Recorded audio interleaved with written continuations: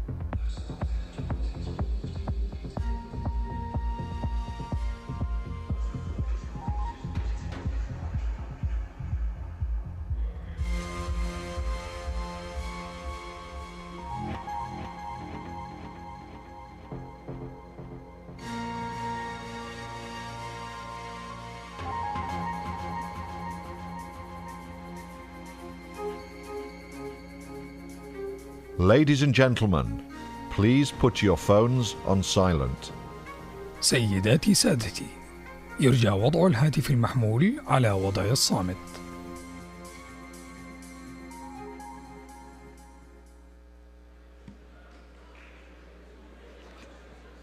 Thank you. Assalamu alaikum and good afternoon, everyone. Welcome to your 10th day of WEP, and it's the final day. It's the gala day. Woo! So today we have a panel discussion planned for you, and also towards the end we're going to have a performance. Today's session is going to last until 7:45. And we're starting with the panel titled Tech Outliers. The panel is going to be moderated by Mr. Mohammed Abdulal. He is the Chief Information Officer at KAUST. He has been with the institution since 2008, contributing to its development from the ground up. He oversaw the IT operations, strategic digital transformations, and innovative programs like the KAUST Smart, leveraging emerging technologies to enhance the digital experiences. Please help me welcome Mr. Mohammed Abdulal to the stage.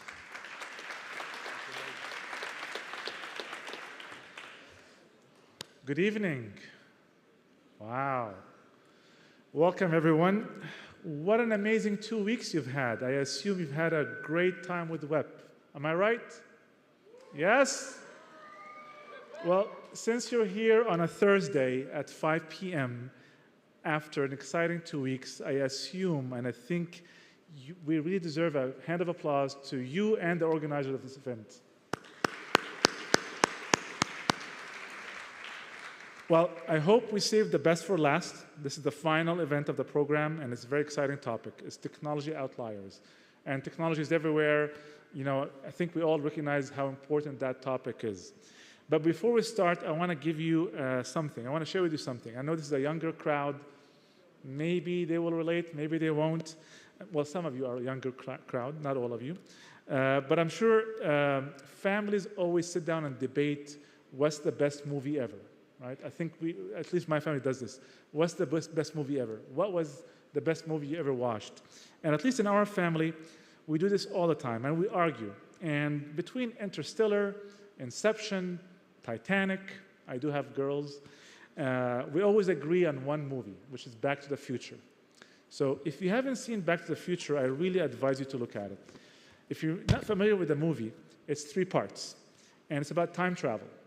And it goes from 1985 to 1955, and then back into 2015. They do 30-year leaps in between all these 3 parts. And it's going to inspire you. And again, I know you're younger kids. Now, that 1985 movie, this is 40 years ago. I mean, I can't believe I'm saying this movie was 40 years ago. But it is 40 years ago. But it's so significant to our topic today.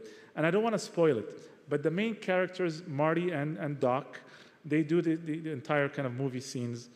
And in that movie, they predicted things in 1985 that are coming true as we speak today. So they predicted, if you watch the movie, you'll know what I'm talking about. Drones, self-driving vehicles, flying vehicles, which we don't have yet, but we're coming close, and actually we have something on our panel about that, and video conferencing, and of course, augmented reality and virtual reality. This is in 1985. This is how far they predicted these things accurately. And again, an amazing movie to watch. But today's panel may or may not take us into the past, but it will certainly give you a glimpse on the future as we look forward to it. Now, are we going to look into 30 years, 2055? I'm not sure, but this is going to be your job in the future, guys. So our panelists today are exceptional pioneers who embody the spirit of innovation. They have not only identified opportunities where others saw challenges, but they also taken bold steps to transform industries, create meaningful impact, and pave the way for future breakthroughs. Their stories are not just about technological innovations and successes, they are about resilience, creativity, and the courage to push boundaries. Let me welcome our panelists to the stage right now. I'll start first with Dr. Hashim Zain. Hashim Zain is a Chief Technology Officer of DarTec Engineering, comes from an industrial background, and he's going to tell us more about what he does in a minute. I'd also like to welcome Nuzha Saidi. She's the co-founder and Chief Commercial Officer at Hop On, a startup that is breaking through mobility, and amazing things they're doing, and she will tell us more about it.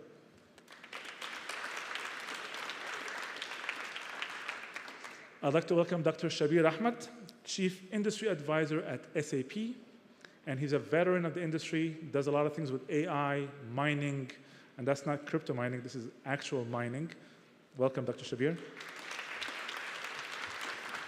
And last but not least, welcome back home, but this is Dr. Babar Khan, Senior Investment Manager at NEOM and a KAUST alumni, and this is his home at the end of the day. Welcome. I will now join them on the panel, and we're going to do a small shift. Yes, sorry about that.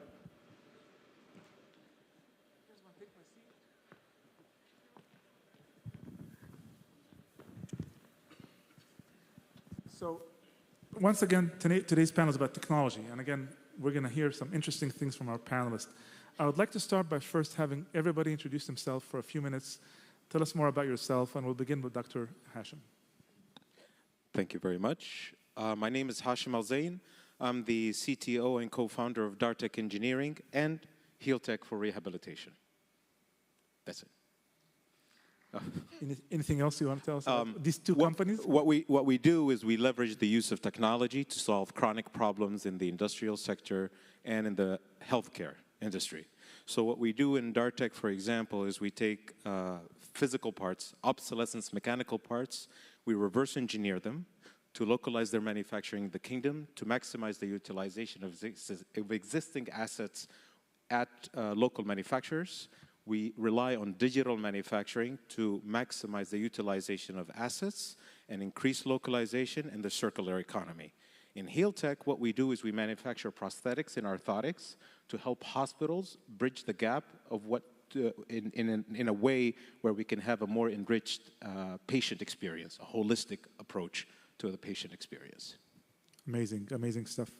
Nuzha, we'll move on to you, please. Assalamu alaikum. Hi, everybody. Thank you for having me. So my name is Nuzha. I'm the co-founder and chief commercial officer at Hop On Mobility. So we started as a startup back in 2019, and we started in the industry of micromobility as the first Saudi company, 100% Saudi owned. And we moved on from there to bigger dreams, I would say. So inshallah, we're aiming at smart transportation within smart cities, mass mobility as a service, as you may know it.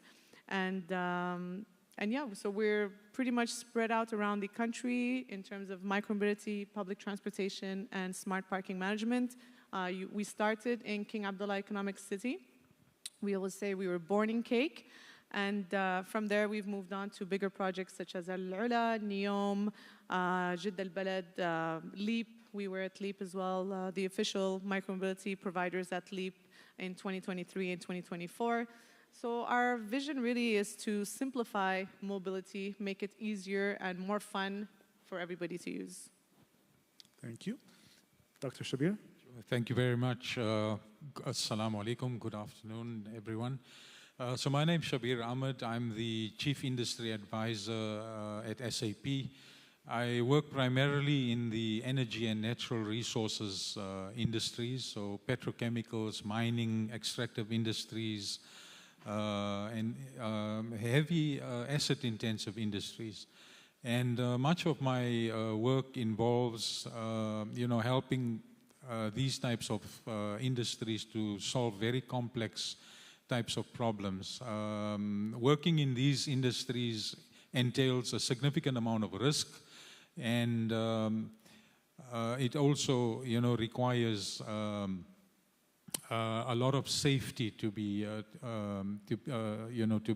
to be deployed in those environments to protect lives. So I work with boards and C-level executives to try and, identify potential applications, of technology to, to try and resolve these types of challenges with them. Thank you, sir. Thank you. Babar? Thank you, and assalamu alaikum, everybody. Pleasure to be here today. Next week would be 11 years since, like many of you, I landed in Jeddah, took the hour and some car ride up and got my picture taken from my Iqama early in the morning. And that was the start of my PhD journey here at KAUST. So it's been a blessing. It's been an amazing time. and the kingdom has been transforming throughout this whole period. So very briefly, I ended up getting my PhD from KAUST, and it wasn't just a PhD, it was a crash course on how do you conduct world-leading science, on top of that, working with commercialization of technology, at the same time having the opportunity to engage in the arts, similar to the program that you've just experienced over the past week. I live in Riyadh now and been working for this organization called NEOM, which I joined in 2019. And similar to the kingdom, that's another project that has just been transformational for the way we sort of live and conduct business and work here in Saudi Arabia. So it's been an amazing time, and looking forward to the rest of the panel with my panelists here. Wonderful. Nobody here heard of NEOM, so we probably need to know more about it.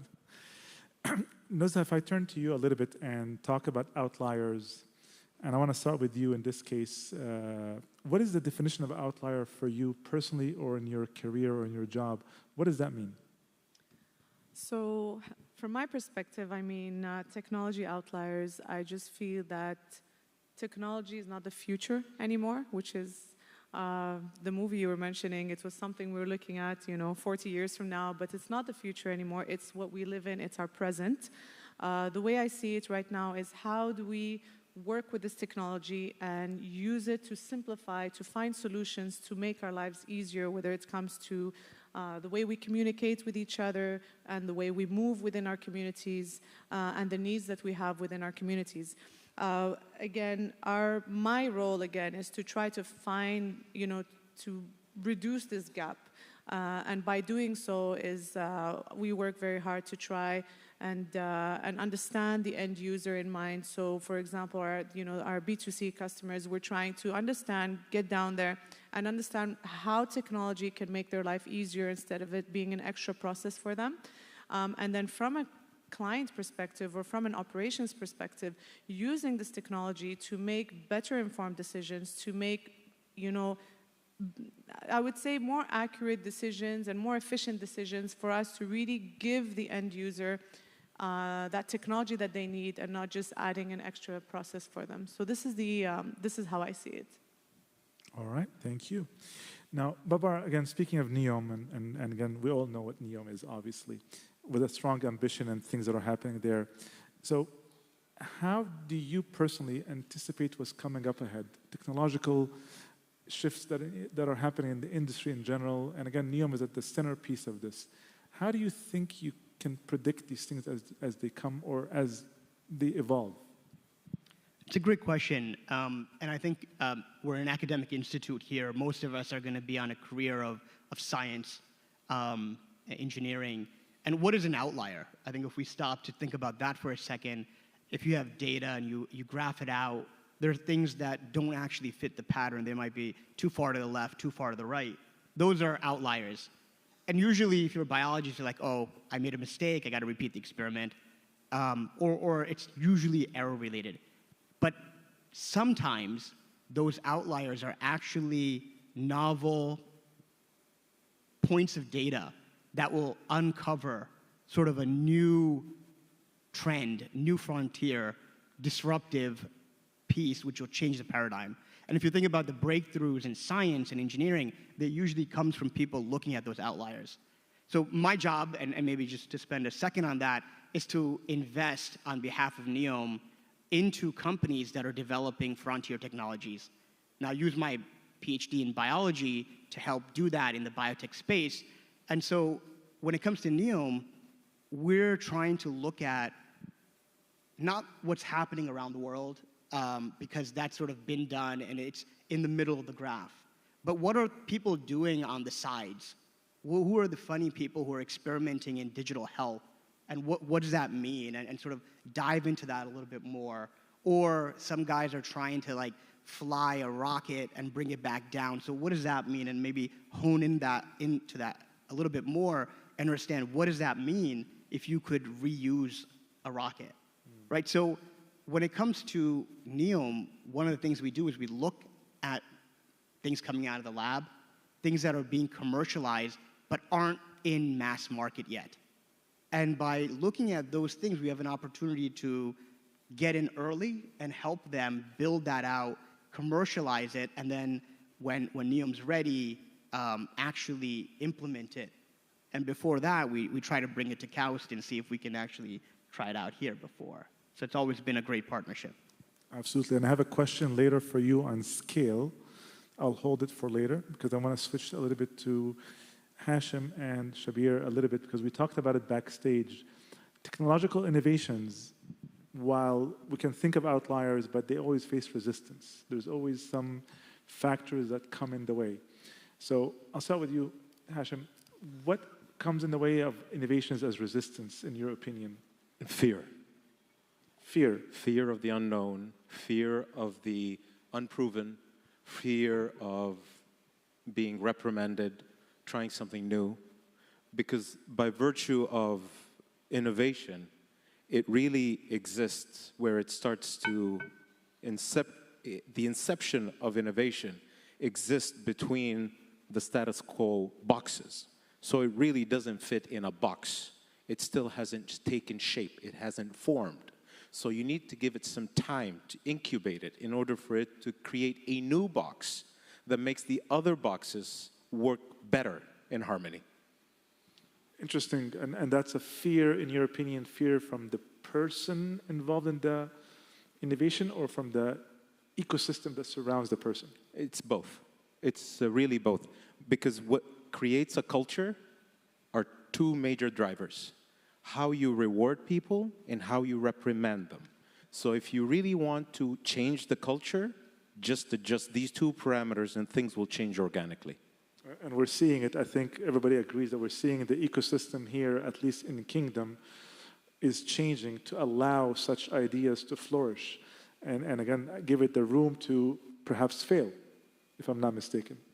Because the only thing that you learn when you succeed, the only thing that grows is your ego.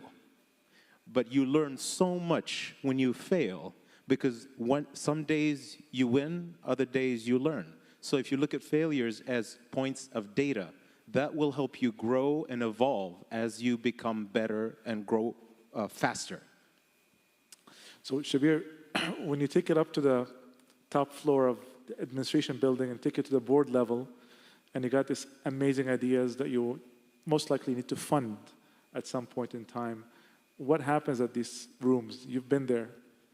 Yeah, so that's where the battles are actually being fought and the battle lines are being drawn, because the key decisions, you know, that are being made to invest in technology and innovation and R&D are being made in the boardrooms. So although a lot of the hype, you know, that's generated at what I call the shop floor is readily accepted. And there's a strong belief that, you know, technology and innovation brings significant value to the organization and to, you know, to its employees and stakeholders. But the conversation in the boardroom is a totally different conversation. The conversation there is essentially about wanting to know, well, from a CFO perspective, you know, the technology that you're proposing or these innovations, you know, what does the ROI look like? What is the return on investment? Is this going to reduce my operating cost? And by how much is it going to reduce my operating cost? Okay. What is the NPV or the internal rate of return if we have to undertake this project over 5 years? Okay, so from the operational perspective, you talk to COO, I mean, he's looking at a totally different set of metrics. Okay, are you going to improve efficiencies? Are you going to increase productivity? Are you going to reduce the time that it takes, you know, my engineering people to repair equipment and assets and so on? So, you know, each stakeholder has his own view on what they define as value. And in so much as it's important to try and convince, you know, the organizations to readily adopt innovation and technology, it's equally important to ensure that you can fulfill the requirements and the needs of those stakeholders who measure the value of technology using their own KPIs. And that's something that you shouldn't ignore, because you can do all of the hard work in deploying technology, going through a very long life cycle of development and so on, and you come to the boardroom and you get stuck there because you don't have the answers that they're looking for. So what would you tell our students here? They're young, they're talented, they're focused on science and technology, they create things, and they and probably we think of it as the coolest thing ever. But then how do they take it to the board? Get an MBA or partner with somebody who has an MBA? Not necessarily. So what it really takes to be successful in that is you take care of the engineering and the design and the stuff that you're actually good at, which is what most of you actually do. But what you need to do is to collaborate with those key stakeholders very early on in the life cycle, of these types of initiatives with those stakeholders, and identify what is it that matters to them, and how do they measure the success of technology and the deployment of technology, and what makes it relevant for them.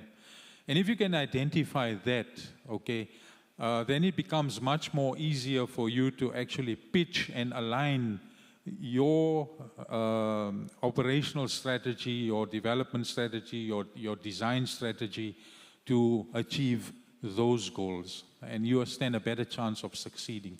I hope you're listening, guys.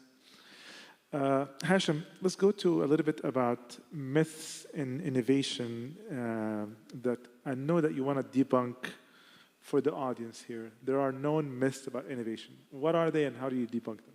Two of the biggest myths that I've encountered in innovation is that people think that innovation has to start from scratch or has to be completely original in all of its aspects. And it's a huge myth that people falsely believe that things have to be completely reinvented from the ground up, but that's not necessary.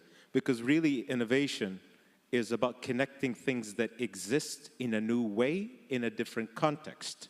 That in itself is innovation. And people who want to innovate off the bat cannot innovate, because it's not something that you do in the comfort of an office or a lab. It's something that comes out of necessity. Innovation is a desperate act to get out of a problem or a rut.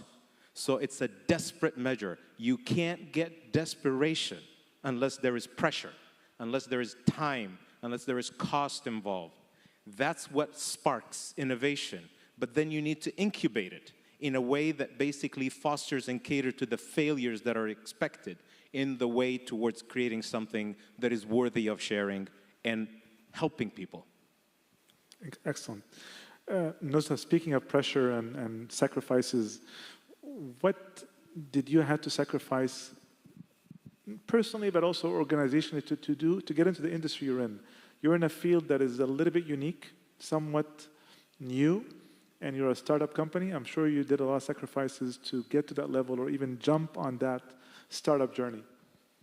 Definitely. I mean, there's a lot of sacrifices from a personal level, but we'll focus mainly on the company level. Is when we first started, again, we started with micromobility as a key to enter the market. It wasn't our vision. Our vision was much bigger than that. And the sacrifice that we had to make is that very early on, before this started becoming a trend, or let's say the mandate in a lot of cities or communities, we had already started doing the groundwork. So putting in the hours without really getting the payments out of it or revenue out of it that could keep you going. So these are the sacrifices that we've had to put, the hours where you felt like you were working at, for free, if we could say. And then eventually you start to see it pick up. Like right now, we feel that a lot of the communities we're talking to, a lot of the municipalities, They're all about, yes, we want smart transportation, we want smart mobility within the transportation, within our cities, and it's starting to become part of their goal, part of the vision. It's starting to become a need and less of a leisure or just a luxury for that specific stakeholder. So this is, now we're starting to see the fruits of all the hard work we've put in. Again, it's also helped us lay out a lot of the groundwork early on, which was somewhat of, again, it's a sacrifice, in terms of hours that you put in, but in terms of resources, money that you invest with the hopes that it will eventually flourish. An example of this that I would give is when in King Abdullah Economic City, your neighbor, so we took on the role to just go and use that as our testing ground and test the mass solution with the public transportation, parking management, micromobility, all under one app, and get the feedback of what the community has to say about this. What does the end user feel, or how do they feel about using technology when it comes to something that was so simple for them? I can just book a bus or just stand and wait for the next bus. Adding that layer of technology did not seem necessary. And we've invested in doing that out of pocket, if I could say. But now this hard work is starting to resonate with other communities that, NEOM, Dar'iyya, Al-Ula, different housing communities within the country. So we're starting to see that our hard work is paying off.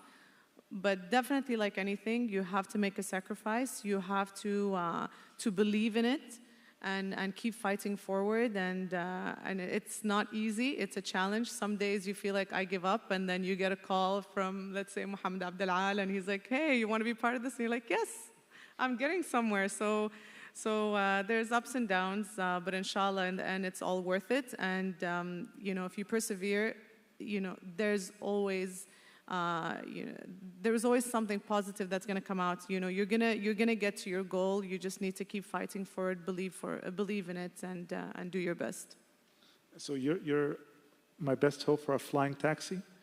I hope so. Or flying car? Yeah, we slightly touched again. We try to always, collaboration is very important. We believe in collaborating with different entities and, let's say just brainstorming ideas when it comes to mobility, and even if it's not mobility, something that has to do with cities and smart cities.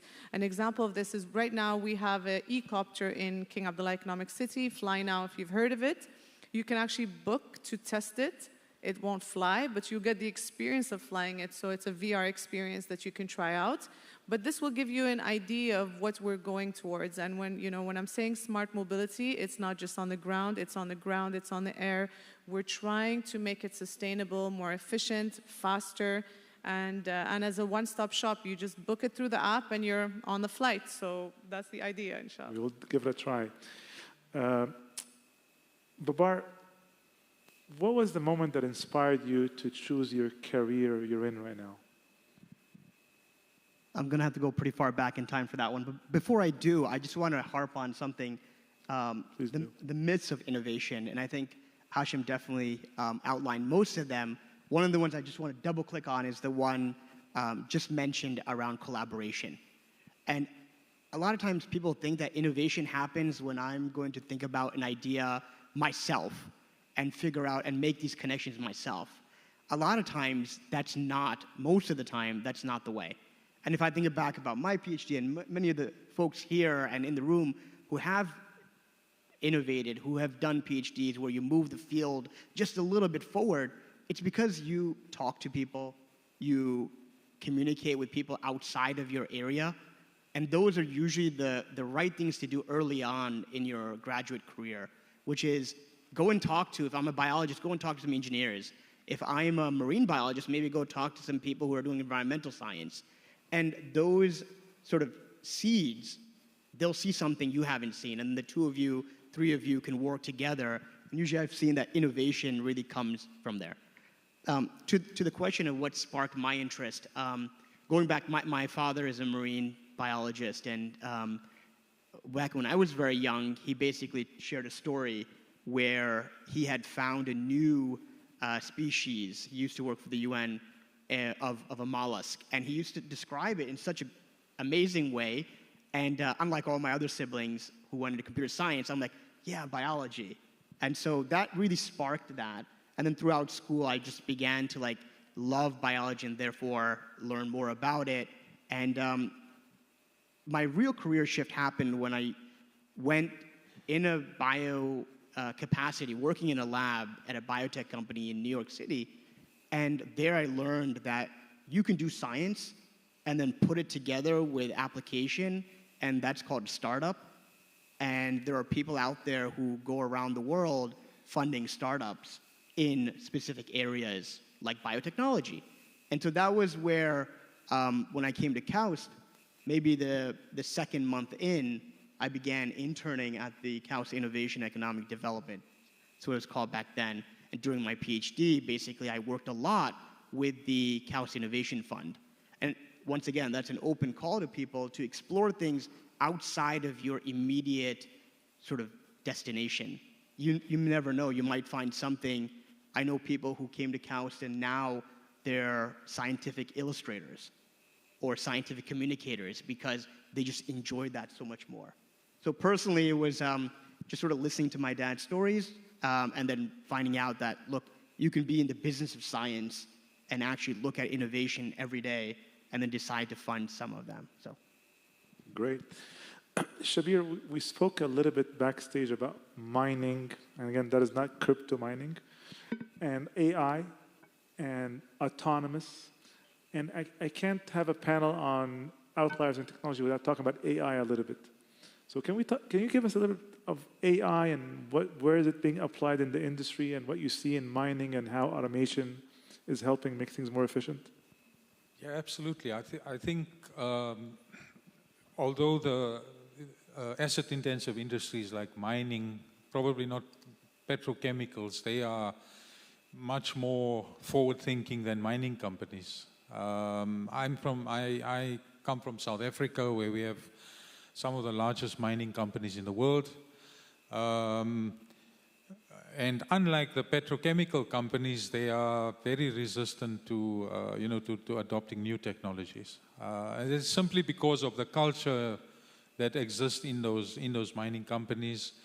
Who have embedded practices, established processes that they've been using for decades. And it's very difficult for them to actually see how a new innovation like AI can actually add value.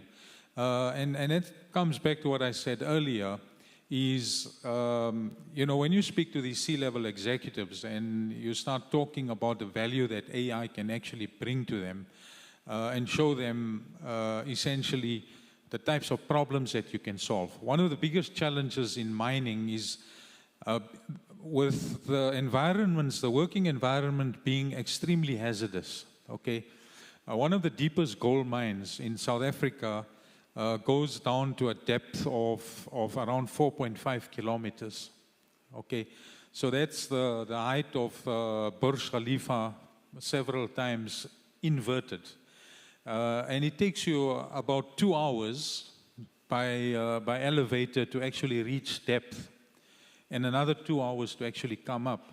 And down there, at that level, the temperature is somewhere in the region of 50 degrees Celsius. So extremely hazardous environment, which means that it poses a safety risk for those workers. So what we are currently doing in the mining industry is using AI and other technologies such as autonomous transportation, autonomous vehicles, to remove the safety risk from that environment.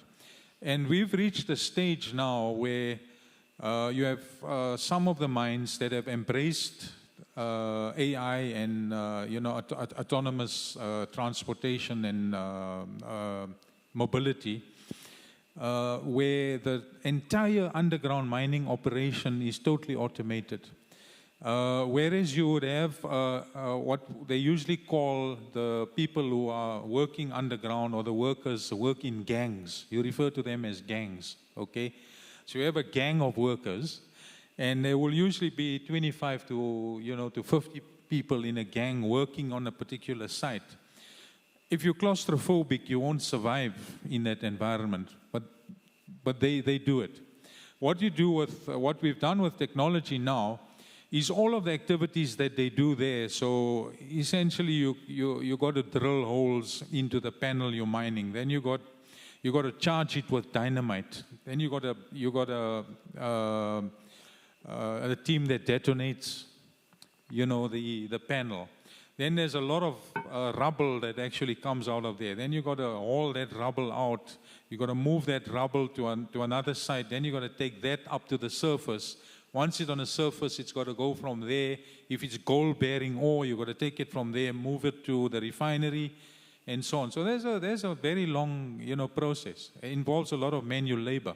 What we've done is to automate that entire process with these types of technology. So the drilling, the blasting, the hauling, the hoisting, the sorting, the refining, everything's done automatically. As a fully digitized mine in Mali, in Africa, it's called the Siama mine, that is fully digitized. That entire operation, which takes a gang of 25 to 50 people, is now being autonomously managed by one person sitting in a remote operations center in an air-conditioned office that could be some 100 kilometers away from the actual site, using control rooms, real-time data feeds, IoT sensors, all of the advanced technologies, and monitoring the operations that take place there. Now, if you think of the benefit that actually brings to a mining organization, it's priceless. You can't put a price tag on that. That itself right there makes the business case for investing in that kind of technology. Very interesting. And if you take interns to join the gang, we have a whole bunch of them here, so that way you can say you joined a gang. Hashim, switching to you a little bit on the same question we asked Babar, what inspired you to get into your career? You chose an interesting field, and your job right now is much tied into what you chose to study. What inspired you to get into that? Well, my background is in mechanical engineering and specifically machine design. So it started in an unfortunate turn of events that forced me into becoming a design engineer without me knowing it when I was 6 years old. I was young at the time, in the 80s, late 70s. I loved action figures. So I went to the toy store and I bought about 18 action figures. Which one is your favorite? He-Man, Transformers, Ninja Turtles, Ghostbusters, Thundercats. He-Man. I know. We're putting an age label on our... Does anybody know what He-Man is? That's the question. So I bought them and I brought them home and I wanted to play with them. My dad came to my room and said, "What are you doing with 18 action figures? You only need 2. A good guy and a bad guy." So he took all of them and returned them to the store. So what I did was, I was so desperate that I wanted to play that I started drawing my favorite characters. And I don't know how to draw. So I took parchment paper from my mom at the kitchen and I started copying things and I started cutting them in 2D and I started creating my own action figures. I started with 2 dimensions and I was like, that's boring. So I started, why don't I make it 3 dimensions? Then I started building the Ghostbuster firehouse. Then it couldn't stand because it needed some structural support. So I needed to put columns. How far should I space them? I didn't know. The internet wasn't invented yet. And I'm not going to read the Encyclopedia Britannica. I wasn't a geek then. So what I did is a trial and error. How can I build structures? How can I do things? And as I was doing this, to me, in my mind, I was playing. But in reality, I was training myself to become a 3-dimensional designer. So when 3D design came along in the late 90s, it just clicked. I can see things in 3 dimensions. I can see how gears mesh with each other. Let me guess, when the printers came, 3D printers, that was heaven. It's even CNC machining. It's basically taking an idea that I have in my head and manifest it in something physical. So now I'm thinking with my hands versus just thinking with my brain. So how can I take these things? How can I imagine things meshing with each other working with each other in a harmonious motion. So it started out of desperation, but it ended up building a skill that school did not teach me. You know, they say about scarcity, so when you're desperate, you have to do what it takes to survive or innovate. And that's why I tell people, innovation and creativity is an act of desperation. And those are the best ideas that always come along. And most people think that we just jump into innovation. But in reality, there are prerequisites for innovation. The number one thing you need to do, or at least what I've done, is I start by duplicating what is being done out there, so I avoid reinventing the wheel. The goal is not to build a knockoff. The goal is to understand what have the greats before you done. So you duplicate, then you develop, then you optimize, and then you innovate. Amazing. I want to continue a little bit on AI, just maybe quickly. So AI applied in your field, Nizha? Definitely, definitely. So the way it applies, I mean, I would assume we would think it, yeah, it just fits in. But what we're doing right now and what we're currently doing in a lot of our locations, so all of the mobility, the operational mobility vehicles that we have within the kingdom, they're all using IoTs, of course. So we're getting real-time data, you know, the real-time data, if I could say. And we've created lots of data. Lots of data, right? Lots of data. We've created dashboards for the Royal Commission of Riyadh during LEAP 23, and they were impressed with the data they were able to get. Just to show you how we use this data, is we were able to make decisions in split seconds in a way where we had to increase the operational zone. In a minute, it was done. We could monitor the customer satisfaction in real time. We could really understand what was going on in the ground without us being on the ground ourselves.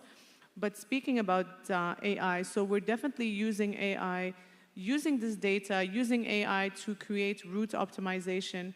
So for public transport, it makes sense, but for micromobility, the way that would make sense is that I now am able to, if I could say, help my users navigate within the application. So I would give suggestions for them to navigate to hotspots within the area that they're in. So for example, if you're in Jeddah al-Balad and there's an event going on the map, you will be able to see there's an event going on at XYZ restaurant, and it will help you navigate to get to that specific location, and this is all done through AI. And then another point as well is if it's very crowded, then automatically the system will start suggesting locations for different users to redistribute the crowd into other spots. So this is how we use AI, of course, when it comes to operations, but definitely to data analysis, we're definitely using AI as well. Yeah. Very nice. Babar, going back to my original question about innovations and NEOM in particular, but scaling innovations and getting it out of the door. This is something that NEOM obviously is inspiring to. What are the strategies to scale innovations and get it out to bigger numbers? Scaling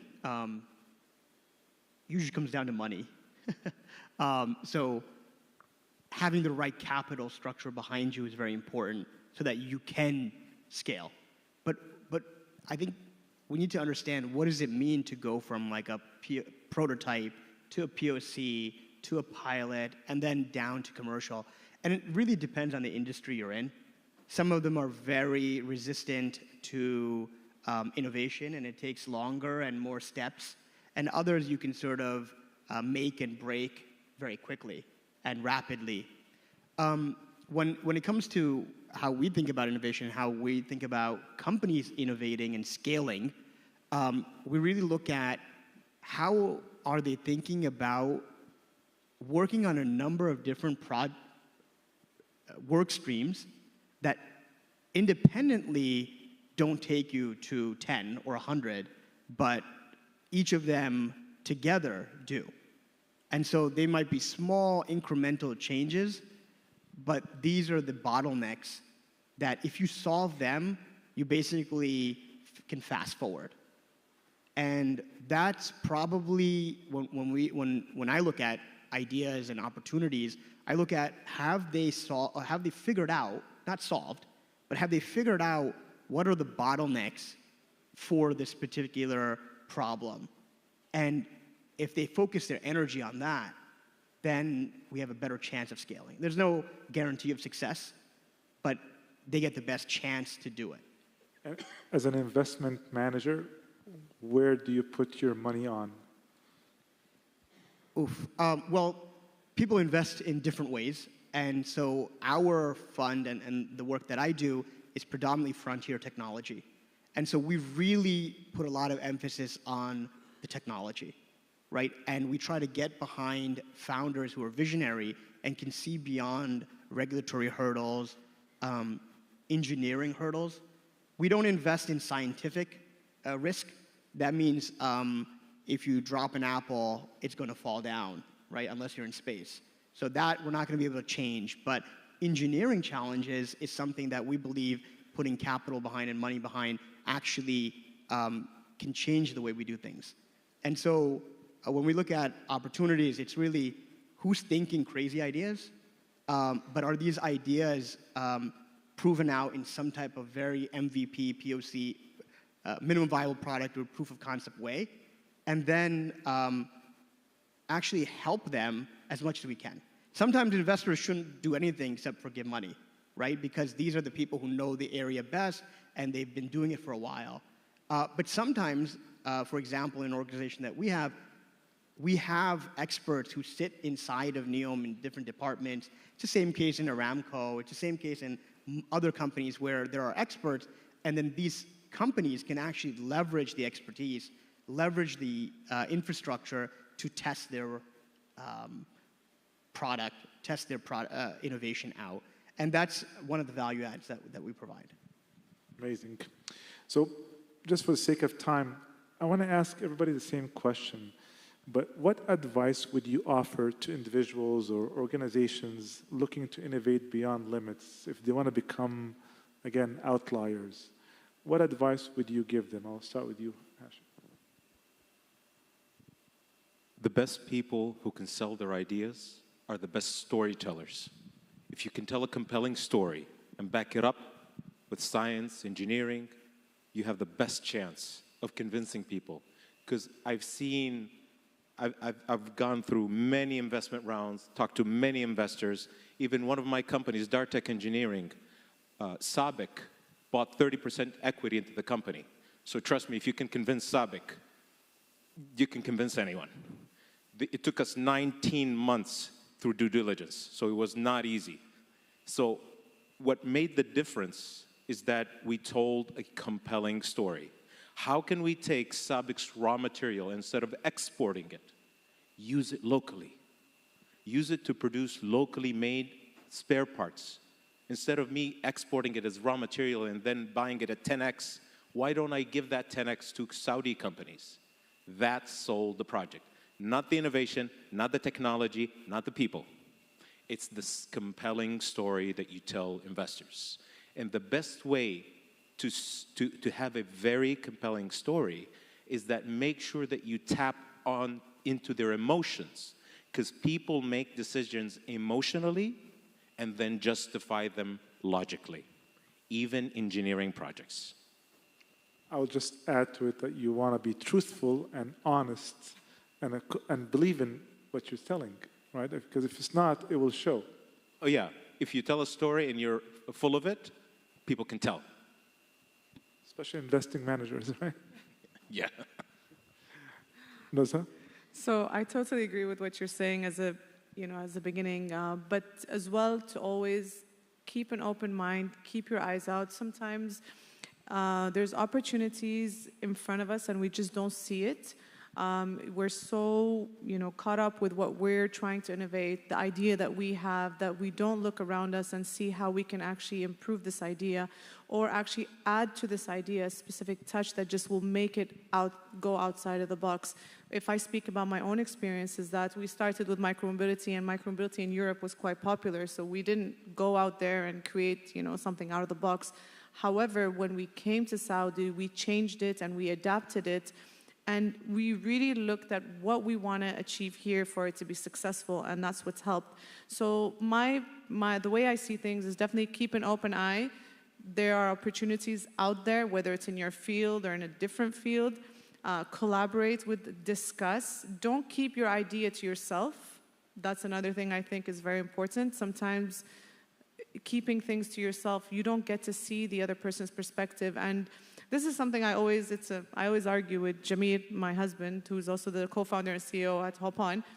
He's someone that as soon as he gets an idea, he's transparent. I'm going to tell the whole world. I'm like, they're going to steal the idea. Like, just hold on to it.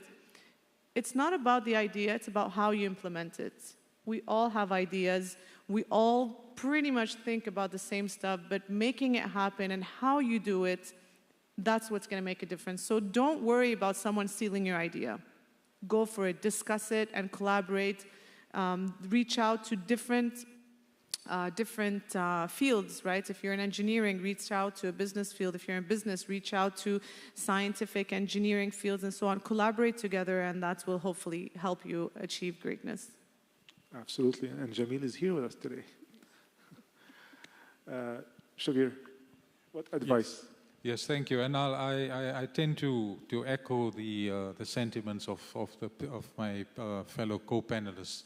But what I would say when it comes to to innovation, scientific inquiry, as you are all very well familiar with,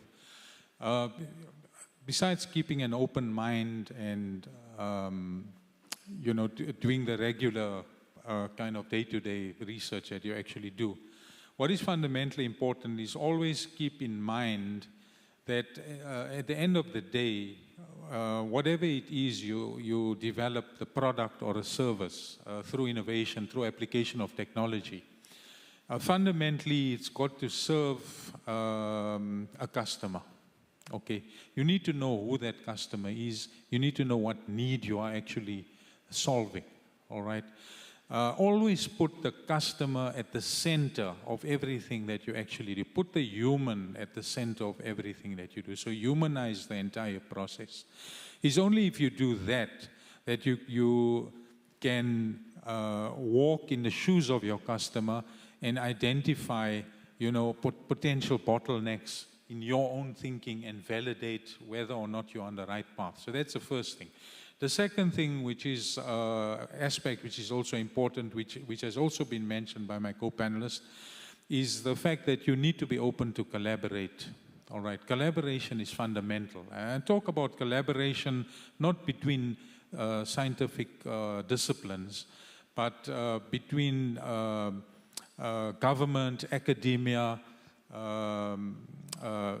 public, private enterprise, etc. It is only through that kind of collaboration that you can get, the consensus on where the opportunities actually lie. And then lastly, it's also fundamentally important is you mentioned the pitch and telling the story, and I think that's very important. It's something that generally engineers are not used to. Okay, you need to be a salesman, to be honest. Okay, you need to be a salesman. I mean, if you go to a car souk, in Riyadh, went to a car souk, those salesmen, can sell you a broken down car and convince you to buy a car that's in absolutely bad shape. Only thing that allows them to do that is the fact that they are so articulate and masters in the way they can express themselves and tell the story. You need to do the same thing when you actually market your own expertise and you try to market your designs and your thinking. That's what I'd advise. Very true. Babar? I'd start by saying, be very curious, right? So tell good stories, collaborate, but be really curious. And a lot of times, people find things where they don't expect it a lot. If I think back, and then the second part of that is, don't let other people sort of limit you, right? And that's a very important concept that I personally learned in my PhD, where 3 years in, I had done a lot of work, was going around, presenting the material, found a really, who I thought was an amazing scientist at a conference. I went up to him and told him about my idea. And he looked at me and he told me, this idea doesn't really work, or it won't work. And he was an old school guy who had sort of did things back in the old days. And I really went to him to sort of validate myself, which probably I shouldn't have done in the first place, but he told me it wasn't going to work.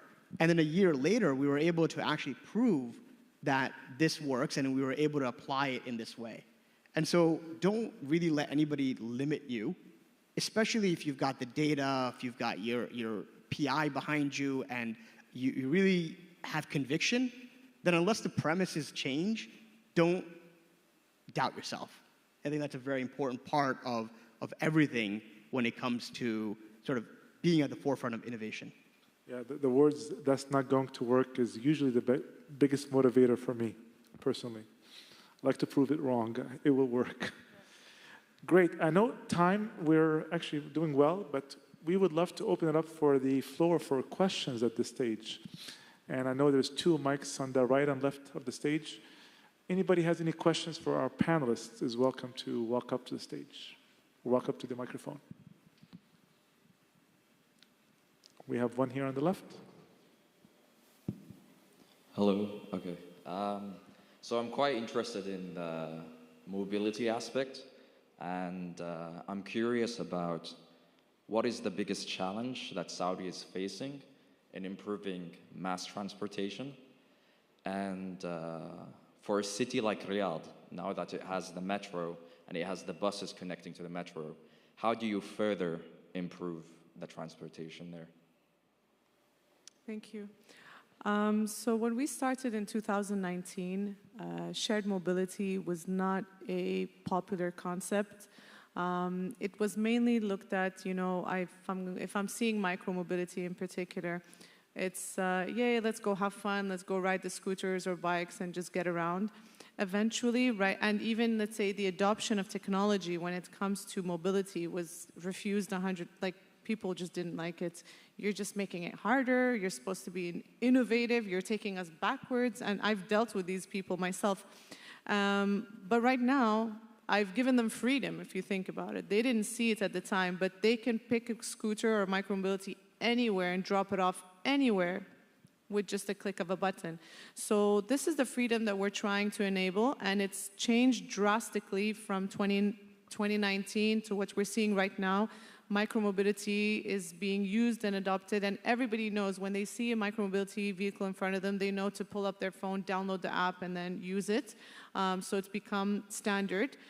Specifically with Riyadh, so we've discussed quite a bit with the municipalities. So they are working on improving the infrastructure. So Hop-On in particular, we're very, you know, we don't want to be in the open, on the open streets, let's say, you know, in Jeddah or Riyadh, you know, you're literally on a highway. Safety is a big issue for us, so we don't choose these kind of locations. But we're working closely with them to improve the actual infrastructure to include bike lanes that are adequate enough, wide enough for it to be used, slopes for them to use, for people to ride these vehicles safely. And this will be used definitely in spots where you have the metro, public transport, to get you to that last mile destination. So it is a work in process. It's happening. It just needs a little bit more time, and it's definitely going to happen in the next couple of years for sure. Okay. Thank you. I'll just add that there's probably also some other mobility concepts that are evolving slowly, like the Hyperloop, right? A concept that is truly remarkable, but it's just not feasible maybe at this point in time. Only future will tell if this becomes very feasible. I don't know if anybody here has any comments on Hyperloop industrial aspect of it, but it is interesting, but not here today. There's a question here on the right. Go ahead. Excuse me, thank you. Thank you for the lovely panel discussion. I have a question regarding the fact that technology outliers can also bring outlying problems. And one of them, I think, is critical minerals, which are key to industries like electric cars, renewable energy. And I wanted the opinion specifically from Dr. Shabir Ahmed on what he thinks about enhanced use of, or enhanced increase in this technology area, what stresses the stresses they'll put on critical minerals. Isn't that just a way of pushing our needle of the climate change crisis from fossil fuels to critical minerals, which are also non-renewable? I'd like your opinion on terms of how the industry sees this and something from you personally. Thank you. Yeah, sure. Thank you very much. So that is a hotly debated issue at the moment.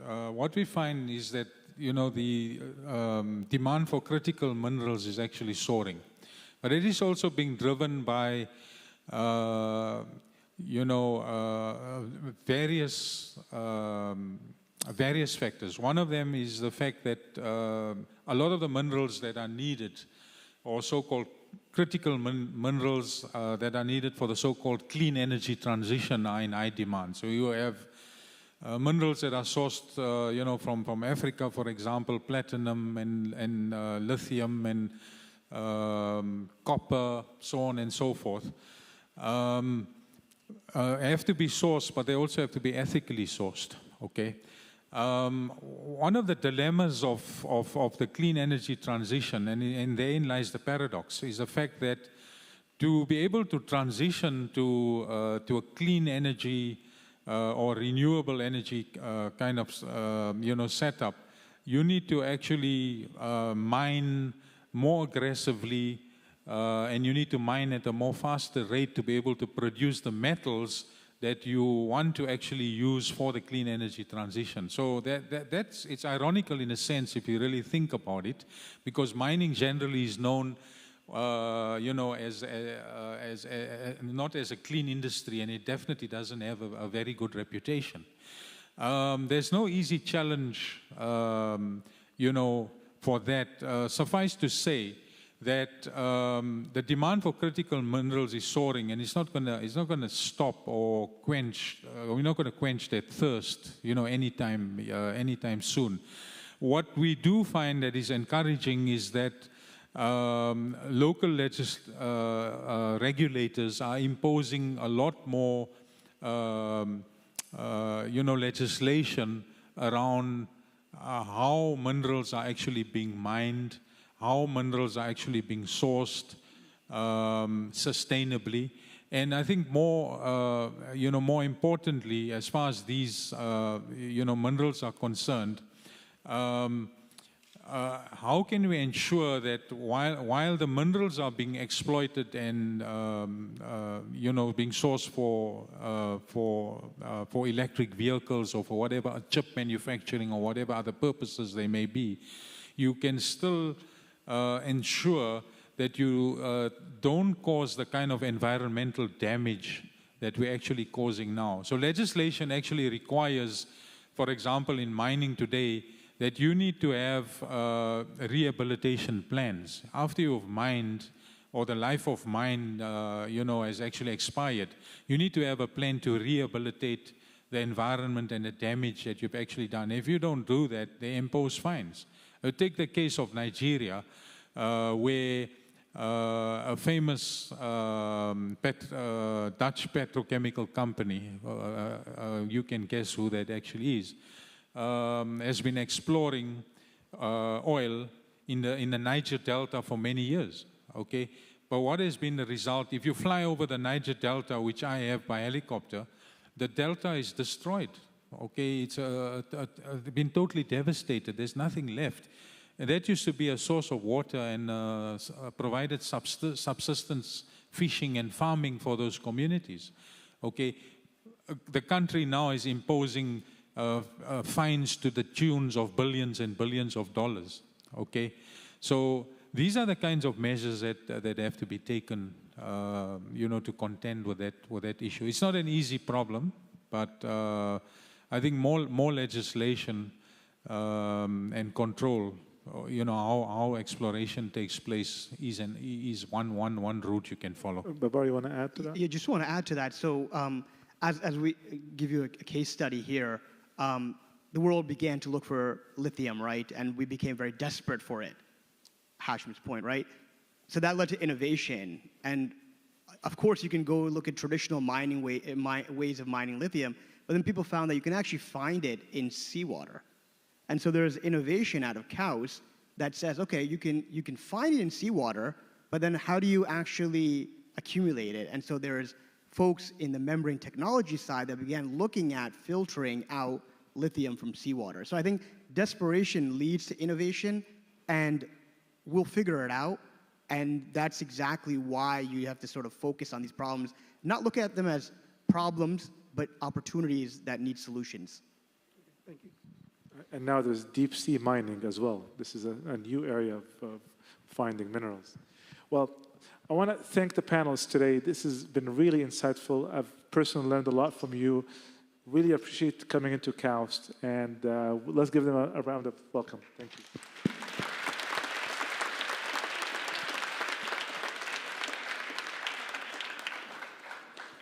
If you don't mind joining me here.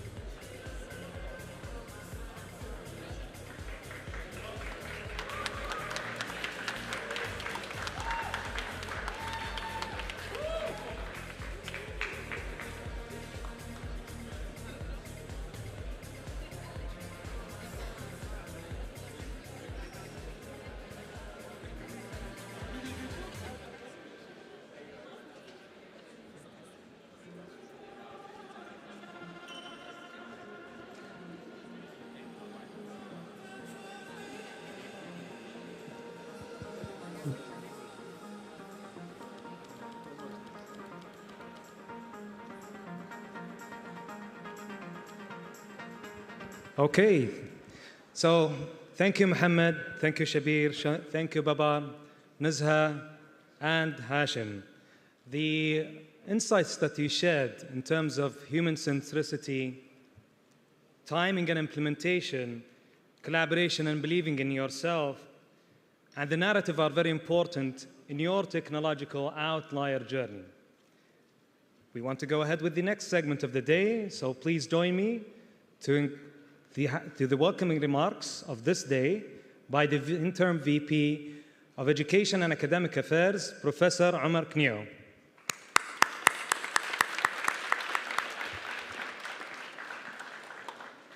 Thank you, Abdulaziz. I have a few comments to make. This has truly been an intense 10 days. We've been promised outliers, and we certainly received outliers galore.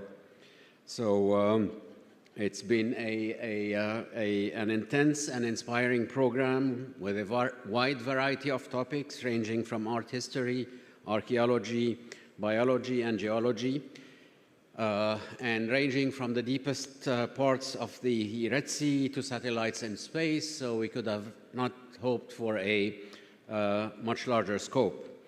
We have found inspiration in outliers in science, sports, acting, art, academia, industry, and so many more.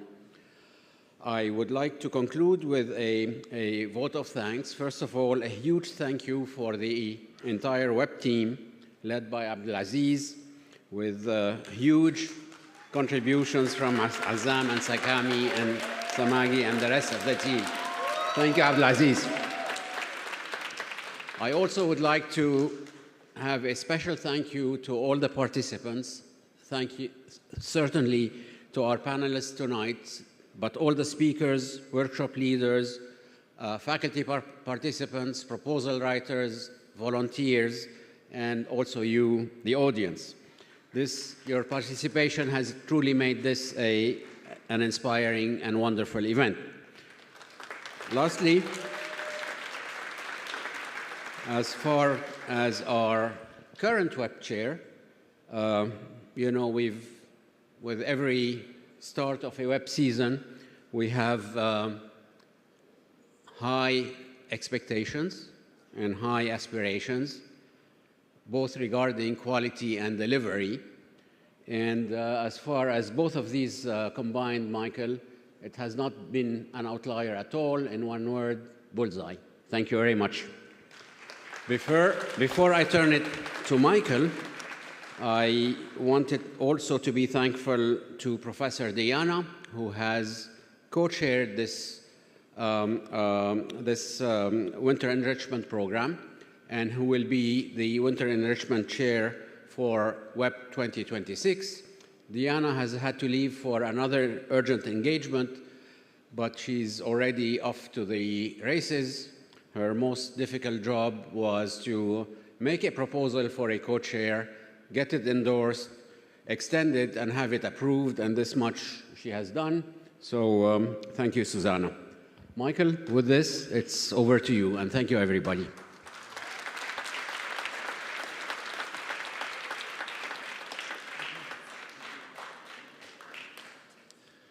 Thank you, Omar, you probably don't all appreciate exactly how much we actually also need to thank Omar, because it's his office that ultimately supports all of these things. So thank you, Omar, as well. Well, it's kind of hard to believe that this is over after all the preparation that's gone into it. The last couple of weeks has gone by very quickly. We wanted to take you outside of your comfort zone, and I hope we succeeded in doing that. As Omar said, we've heard from such a wide variety of presenters. We had communications specialists, we had archaeologists, we had geologists, we had biologists, so much more. I know that my horizons have been broadened, and I hope that yours have as well. I'm going to say again, thank you to the WEP team. Abdulaziz, I'm going to make you stand up again and say thank you for your efforts. And Samagi, who's there, Samagi with Abdulaziz, and Azam is over there. These guys and the whole team, really excellent job, and thank you for all your support. You really made my job feel quite easy, so I don't feel like I deserve any credit for anything that's happened. It's really all been with them. I also want to really emphasize that WEP is almost completely community generated. The content, the suggestions, almost all the proposals for speakers, they come from the community. That means you. So when you see the call in a couple of months or so for the next round, please participate. Please throw your suggestions out there, throw your ideas out there. It really doesn't take a huge amount of effort. You don't have to personally know every person that you're suggesting. Just put your ideas out there and help us make WEP 2026 as much fun as this one was. Omar's already thanked and introduced Professor Diana Lacoste as the chair, so you'll see more announcements about that before long. So I don't really have much else to say other than thank you all also for your participation. To close out, it's my great pleasure to introduce tonight's performer, Tim Blais, who, yep, whip, whip. Feels like they got more energy tonight. Let's do it again. Whip, whip. All right, it's a good start. Okay, if you were not here for the opening ceremony at the beginning of last week, Tim Blais is the creator of Capella Science. He has a graduate degree in high energy theoretical physics, and we'll actually hear a little bit about that in one of the songs tonight. But he has decided to marry his passions in music and science communication together to create a very unique art form. I think it's super entertaining. It is for an audience of people interested in all aspects of science. And so it's far more entertaining than me. So I'm going to hand it over. Let's give, I'll say thank you all one last time. And let's hand it over. Big KAUST welcome to our dear friend, Tim Blais. Whip, whip! Whip, whip! All right, where's my presentation? I don't have anything to talk about. I was just going to sing, guys. Hey, Mark, in the back, hit it. Yeah, you gotta. I don't have the clicker. Wait, I'll get it. Hold on. There we go. All right. Y'all ready for some music?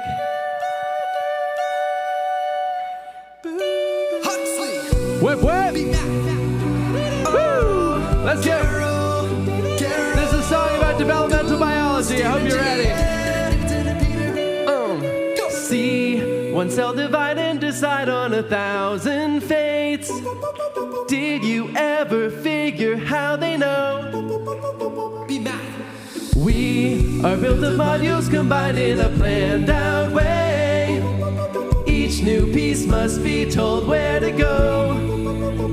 Oh, now there's a science helping us to understand how our cells encode this architectural plan, signaling each other with genetic tools. Oh yeah, wow. Phenotype the interface from mouse and man, genotype the files and the subprograms. What then are the switches, circuit boards, and boot code? Evo, diva. Looking at the logic in the ways that we grow. Every gene directed by a signal key code. Proteins that can activate enhance a veto. Evo, divo. Signals are controlled by other genes that signal. Mapping down in a labyrinth, though, where the heart and liver and the hands and feet go. Signal mapping tells each region what it ought to be, yo. With circuits so deeply built upon, they're older than the paleo. The Paleozoic era, baby. In a crucial pathway, changes tend to get torpedoed. Where they go, calamity goes. Cause it's like cyclonic street knows. See down the cascade like a domino, like you and I, Drosophila. The path that makes us topical was laid a long time ago. Back before we blew up the Cambrian like a bomb. My eye protein can make you see out of your bomb. Hedgehog and his relatives like Indian and Sonic. Set up in the gradient on segments embryonic. Flip orbits in asymmetric pulse up in the planet. Flipping on genetic switches and from Devo to Evo, adult and embryo. Mostly don't evolve from the genes in the genome. Savor the mutation, aim to regulation. Keep the building blocks and swap their activation. From Devo to Evo, parts of alter egos. Homologs evolve from repeats in the schema. Switch a couple bases in the proper places. You'll watch flies grow legs out of their faces. Oh yeah. Oh, stick around for modern synthesis, the sequel. Only by combining can a new theory grow. Evolution and development of ecos. Yeah. Evo, Devo, signal trigger patterns of complexity. So switches up the signals of a signaling node. Gives a modular principle. Web what? Web what? Generating intro. Build on a molecular clock. 1 cycle, one vertebra, baby. Speeding up a treated snake's developmental cheat code. That are where lizards' feet grow. They turn up distal aminos. Evo, Devo. This is how we go from single cells to people. Every generation and in life primeval. Life invariant. KAUST, how you doing? From Devo to Evo, loving a mosquito. Patterns are resolved as the signals put map on a gene with a glow tag. Hit it with the morpholino. Show the legal morpholino. Devo to Evo, voyage of the beagle. Body plans evolve and proteins seal into the shred of life's beauty grows. Aesthetic in vivo. Evo, Devo. How you guys doing? You doing well? This is a song about black holes. And I know they could be testing me. The data might be wrong. A pre-planned concocted recipe and played up all along. But at least my graphs are beautiful with Sigma 5.1. This I know. Yes, I know. They told me don't worry about it. Analyze the chirping no more. They told me be careful and doubt it. But I've seen a merger, a black hole. Yeah!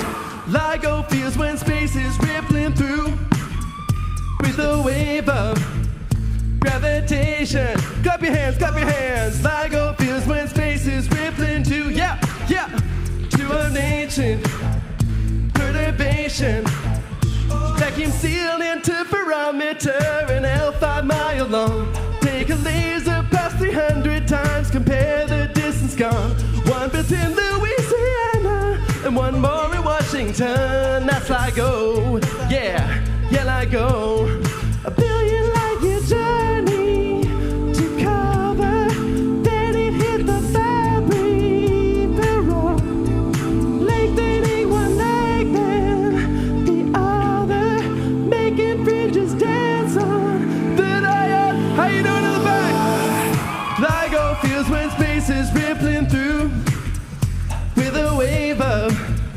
Gravitation. I love that you guys are in the front. Yeah.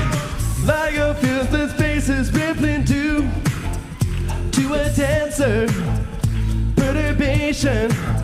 Oh, LIGO feels when space is rippling through. Can you feel the amalgamation? Oh, LIGO feels that space because it's true. Gave it seismic isolation. Oh,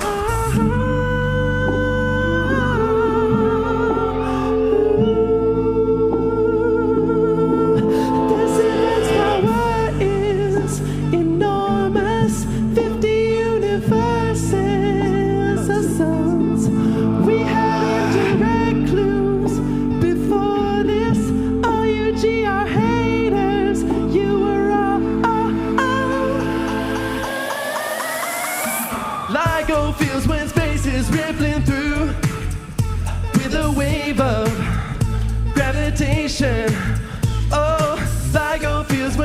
is rippling to a dancer. Yeah, you back there. Perturbation. Oh, LIGO feels when space is rippling through. Can you feel it? Can you feel it? Can you feel the excitation? Can you feel it, KAUST? LIGO feels when space is rippling through our collective imagination. Whip, whip! Whip, whip! Whip, whip! Whip, whip! Whip, whip! Hey, all right, all right.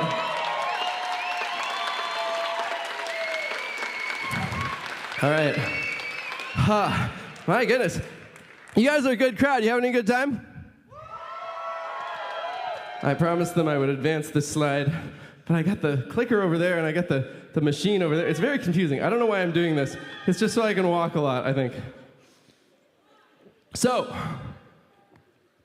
ayo, ayo,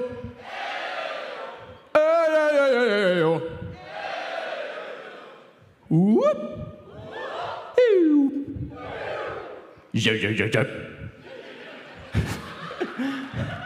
Scap-a-lap-a-bing. That's not bad. You guys are doing okay. Let me hear you say microbiology. You got microbiologists in the house? Hey. Let me hear you say nanotechnology. Very good. How about immunology? It's a little tough. It's a little tough. The bass is in the audience. How about physics? Physics. Nuclear physics. Theoretical nuclear physics. High energy theoretical nuclear physics. Oh, that's fun. Can you sing, We're the Outliers? That's a little unenthusiastic. Come on, we're the Outliers. Sing, we're the Outliers. Sing, we're the Outliers. Can I just get you to go, all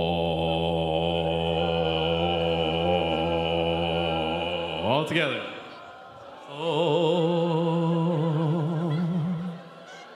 That sounds good. Okay. I'm going to do a little bit of I've got this little a looping setup over here. I'm going to do a couple songs on this. Does that sound good?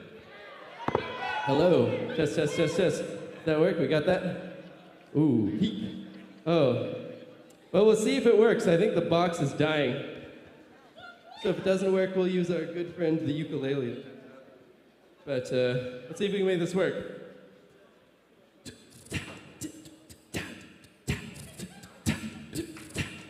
Hey, all right. Let's get some bass in there. How's that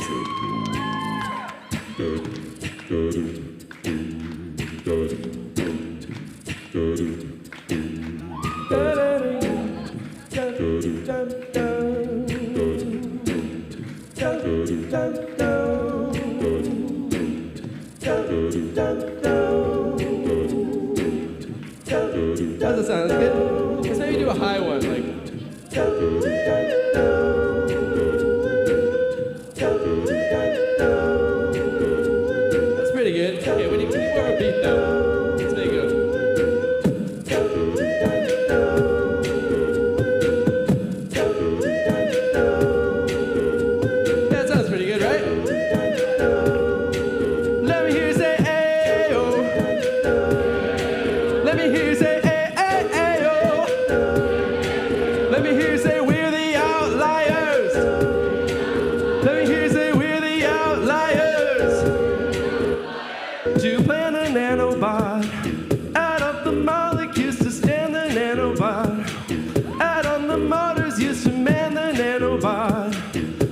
signals to talk with the commander. Software and logic's grammar. Oh, beginning, you better control the movement. The thermal storm room temperature systems are always moving. Your system to the piece of the links you give a limit. The states is in there, says it'll randomly shuffle through them. Now force it with the right view.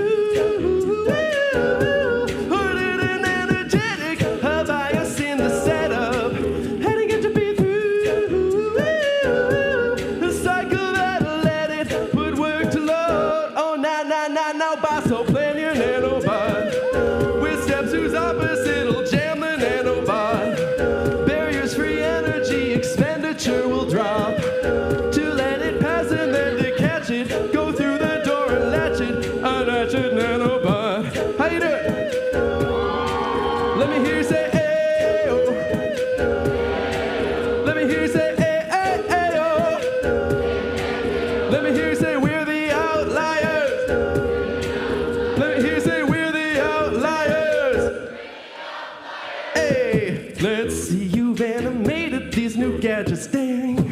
Let's see you handle informatics, fam.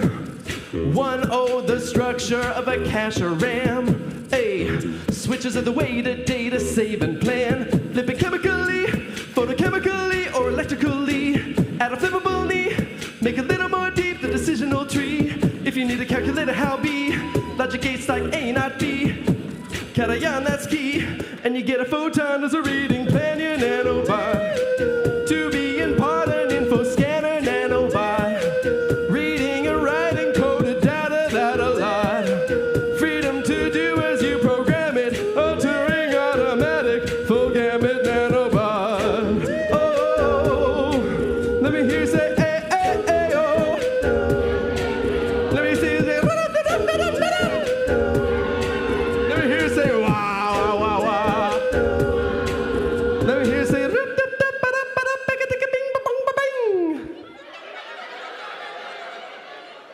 that's really good. Nanobot. Oh, break me down, I am a meta nanobot. The Musen model of synthetic nanobots. Working in concert as a replicable lot. For all I try to be more than it, though sentient and organic, I am a nanobot. Oh, don't I look lifelike? Yeah, do I look like a nanobot? Do I look like a nanobot? I can't do the robot, I don't think. I can, no, I'm not even gonna try. Yeah, I'm a nanobot. All right. Ooh. Thanks for the water. Whoever put the water over there, you're a lifesaver. Thank you for remembering that. Whew. All right. Whip.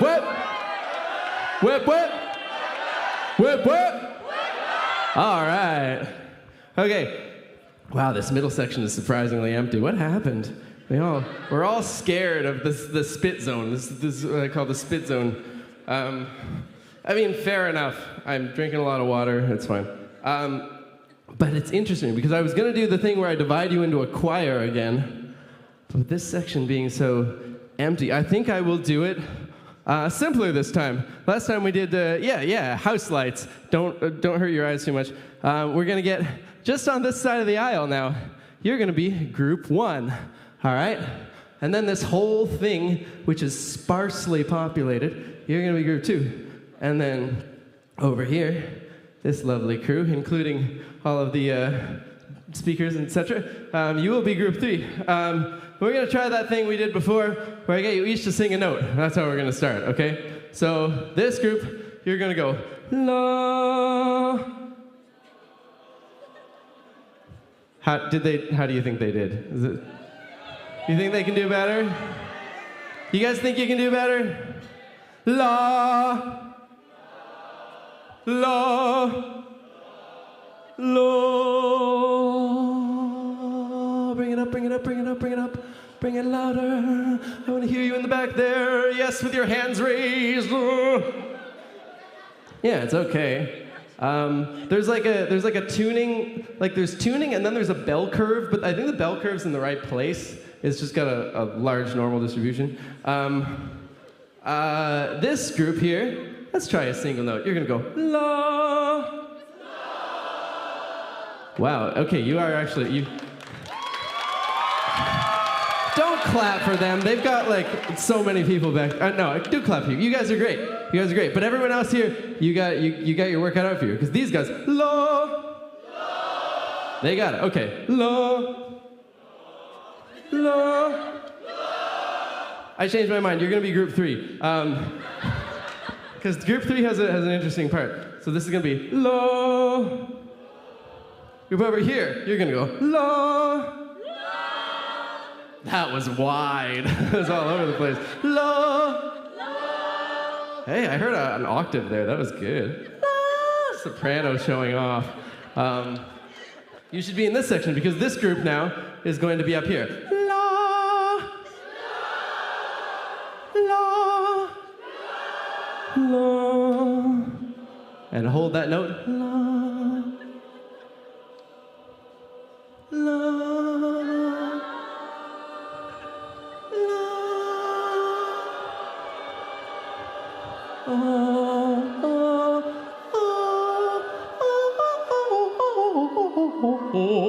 Okay, very good. Give yourselves a round of applause. Okay. You're not done. I hope you've improved your singing in the past 2 weeks because we're going to take it further now. So this group... So, what was that? Yeah! All right, cool. Enthusiasm from the peanut gallery. I like it. Okay. Okay, this group 1, you've got a step up and down. It's 5 notes. It's pretty simple. It goes like this. La la la la la. Can you do that?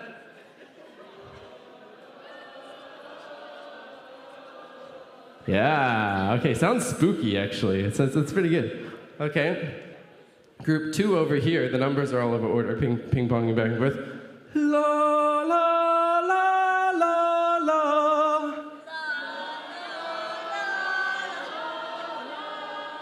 Cool. All right. You folks.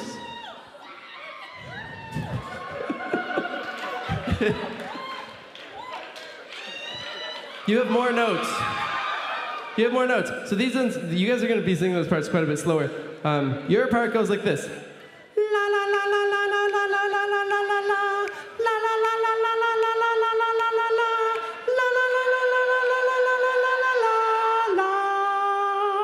You think you can do that? 1, 2, 3, 4. La la la la la la la la la la la la la la. La la la la la la la la la la la la la. La la la la la la la la la la. Keep doing that. La. I want to hear you.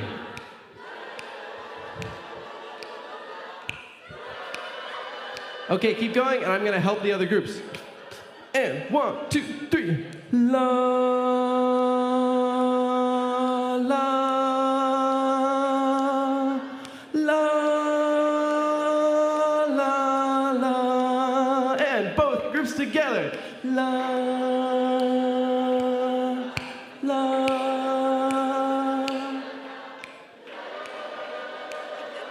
Not bad. Right, now this group over here is going to go la.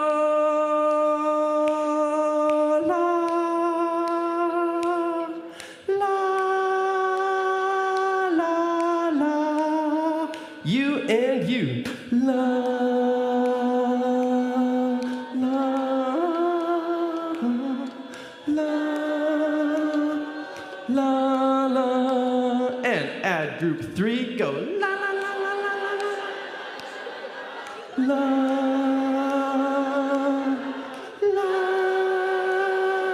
la la la la, and do it a bit louder.